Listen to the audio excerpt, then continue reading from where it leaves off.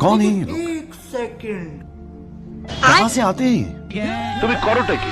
ইতালিতে women protecting diploma নিয়েছি।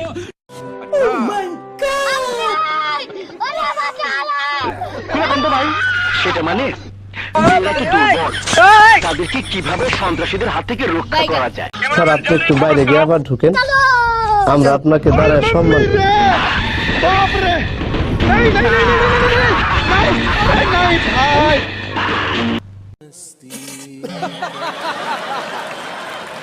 তারপর জাপান থেকে নিয়েছি অ্যালকোহলিক রেস্ট্রিকশন ডিপ্লোমা।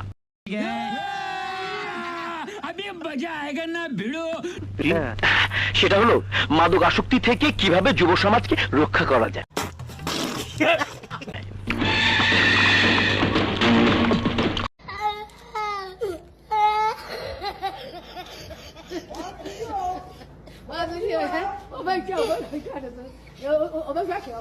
বাহ বাহ বাহ বাহ।